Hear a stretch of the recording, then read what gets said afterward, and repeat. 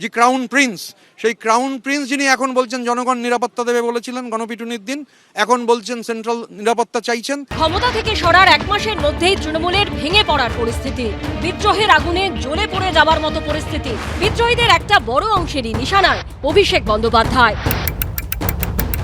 যে স্ট্রাকচার অভিষেক বন্দ্যোপাধ্যায়রা করতে চেয়েছেন, ধরুন আমি তো বলিনি ২৬ দিন বাদে যখন বেরিয়ে সে গণপিটুনি হোক বা চোর পিটুনি হোক খেলেন, খাওয়ার পরে বললেন যে সংবাদ মাধ্যম শুনেছে যে জনগণ আমায় নিরাপত্তা দেবে। জনগণ যাকে নিরাপত্তা দেবে তাকে কেন্দ্রীয় নিরাপত্তা চাইতে হচ্ছে কেন? গতকাল থেকে গদ্দার বেঈমান এসব শুনছি, কিন্তু কোথাও চোর চোর চোর চোর শুনতে হচ্ছে না। একটা অ্যাটেন্ডেন্স খাতাকে রেজলিউশনে পরিণত করে অনুপস্থিত বিধায়কদের নাম ব্লক লেটারে লিখে সাধারণ সম্পাদক অভিষেক বন্দ্যোপাধ্যায় তিনি সেটা মাননীয় অধ্যক্ষের কাছে পাঠিয়ে দিলেন রেজলিউশন হিসেবে। এর চেয়ে নিয়ম বহির্ভূত অনৈতিক কাজ হতে পারে কি? তৃণমূলের ছোট বড় মেজো সেজো সব মাপের নেতাদের সবার নিশানায় অভিষেক বন্দ্যোপাধ্যায়। অভিষেক ব্যানার্জি দলটাকে তিলে তিলে শেষ করে দিল। আক্রান্ত তো হতেই পারে। আপনি যদি অফিসিয়াল বলেন আমাকে ৪ তারিখের পরে আক্রান্ত হবে, ছাড়বো না, ডিজে বাজবে, এই সব বলে এই ছেলেটাকে না বরবাদ করে দিয়েছে। সংকটের মুখে তৃণমূল কি করবেন মমতা বন্দ্যোপাধ্যায়? ভাইপো না নিজের হাতে তৈরি দল? রক্ষা করবেন কোনটা? প্রশ্ন রাজনৈতিক মহলে। কৃষ্ণেন্দু অধিকারী, আশাবুল হোসেন ও ব্রতদীপ ভট্টাচার্যের রিপোর্ট, এবিপি আনন্দ।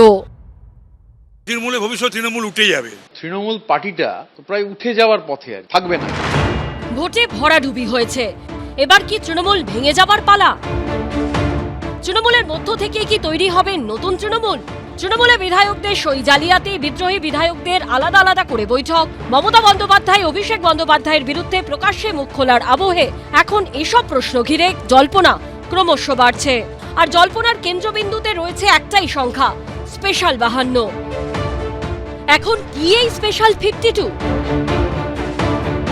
২৬ বিধানসভা নির্বাচনে ৮০টি আসন জেতে তৃণমূল। তার মধ্যে সোমবার উলুবেড়িয়া পূর্ব এবং এন্টালির ২ বিধায়ক ঋতব্রত বন্দ্যোপাধ্যায় এবং সন্দীপন সাহাকে বহিষ্কার করে দল। এর জেরে তৃণমূলের বিধায়ক সংখ্যা কমে গিয়ে দাঁড়ায় ৭৮-এ। এই পরিস্থিতিতে বিদ্রোহী বিধায়করা দল বেঁধে তৃণমূলের মধ্যেই অন্য তৃণমূল গঠন করতে পারে বলে জল্পনা তুঙ্গে উঠেছে। দলত্যাগ বিরোধী আইন অনুযায়ী কোনো পরিষদীয় দল ভেঙে নতুন দল তৈরি করতে বা অন্য দলে মিশে যেতে মোট বিধায়ক সংখ্যার 2/3 বা 66% বিধায়কের সমর্থনের প্রয়োজন হয়। তৃণমূলে বর্তমানে ৭৮ জন বিধায়ক রয়েছেন। সেক্ষেত্রে তৃণমূলের পরিষদীয় দল ভেঙে নতুন দল গড়া বা নিজেদেরই আসল তৃণমূল বলে দাবি করতে ৭৮ জন বিধায়কের মধ্যে 52 জনের সমর্থন প্রয়োজন। 2003-এর পরে আইনটা সংশোধন হয়, সেটা 2/3 যদি মেম্বার তারা মার্চ করে যায়। এই 52টা এমএলএ যদি কোনো কারণে একত্রিত হয়ে গিয়ে তারা বলে না আমরা মূল তৃণমূলের সঙ্গে থাকবো না, আমরা একটা আলাদা তৃণমূল, আমরা একটা আলাদা দল, তারা তখন এই মার্জারের কনসেপ্টটা সেখানে অ্যাপ্লিকেবল হবে না অবশ্যই, কারণ তারা তো কোথাও মার্চ করছে না, তারা একটা নতুন আইডেন্টিটি নিয়ে তারা এই বেঁচে থাকার চেষ্টা করছে অ্যাসেম্বলির মধ্যে। তখন তাদেরকে কিন্তু ওই স্পিকারের কাছে যেতে হবে, গিয়ে অ্যাপ্লাই করতে হবে, এবং তখন সংশ্লিষ্ট কর্তৃপক্ষ তার বিচার করবে। একদিকে যখন এই জল্পনা তুঙ্গে উঠেছে, অন্যদিকে মমতা বন্দ্যোপাধ্যায়ের কালীঘাটে তখন ভাটার টান। খোদ তৃণমূল নেত্রী বৈঠক ডাকলেও ক্রমশ কমছে বিধায়কদের হাজিরার সংখ্যা। 6 মে কালীঘাটের বাড়িতে মমতা বন্দ্যোপাধ্যায় যে বৈঠক ডেকেছিলেন, সেখানে জয়ী 80 জনের মধ্যে উপস্থিত ছিলেন 71 জন। 19 মে দ্বিতীয় বৈঠকে সেই সংখ্যাটাই নেমে আসে 65-তে, আর রবিবার তা একেবারে তলানিতে গিয়ে দাঁড়ায়। সাহস এবং ভয় দুটোই কিন্তু সংক্রামক। তো এই ক্ষেত্রে কি সংক্রমিত হচ্ছে আমি জানি না। বলছে এই তৃণমূলের ভবিষ্যৎ কি? এই তৃণমূলের ভবিষ্যৎ তৃণমূল উঠে যাবে, উঠে যাওয়া উচিত। যে রাজনৈতিক দল শুধু ইন্ডিভিজুয়ালের চিন্তা করে, পার্টিকুলার একজনের চিন্তা করে, বা একটা পরিবারের চিন্তা করে, বা কিছু মানুষের চিন্তা করে, 15 বছর ধরে পশ্চিমবাংলার কোনো চিন্তা করেনি।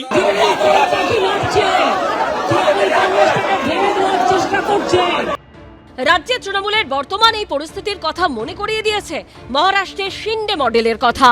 একসময় বাল ঠাকরের হাতে তৈরি হওয়া শিবসেনাকে তার ছেলে উদ্ধব ঠাকরের হাত থেকে 2023-এ ছিনিয়ে নেন একনাথ শিন্ডে। এমনকি বালাসাহেবের তৈরি করা তীর ধনুক প্রতীকও চলে যায় তার হাতে। অন্যদিকে উদ্ধবের দলের নতুন নাম হয় শিবসেনা ইউবিটি, প্রতীক বদলে হয় মশাল। কংগ্রেস থেকে বেরিয়ে এনসিপি তৈরি করেছিলেন শরদ পাওয়ার। বিদ্রোহী বিধায়কদের সঙ্গে নিয়ে এনসিপিকে ছিনিয়ে নেন শরদ পাওয়ারের ভাইপো অজিত। দলও চলে যায়, প্রতীকও চলে যায় শরদ পাওয়ারের হাত থেকে। একেবারেই বোঝা যাচ্ছে যে ঘটবেই। তৃণমূল দলের যে সুপ্রিমো আর তার নিয়ন্ত্রণ দলের প্রতি নেই, সুতরাং যে যিনি বলতেন 294টাতে আমি, এখন উনি কোনোটাতেই উনি নেইনি, এটা কিন্তু প্রমাণিত হচ্ছে। প্রতিনিয়ত দেখা যাচ্ছে যে দলের যে সমস্ত সদস্যরা ছিলেন, বিধায়করা, তাদের সংখ্যা কমছে এবং দেখা যাচ্ছে পরিবারের বাইরে আর কেউ হয়তো এমনও দিন আসবে পরিবারের বৃত্তের বাইরে আর কেউ হয়তো এই দলের মধ্যে থাকবে না। একেবারে সিন্ধে মডেলের মানে এক্সটেনশন বলেই আমি বলবো। এখন কোথাকার জল কোথায় গিয়ে দাঁড়াবে সেটাই দেখার।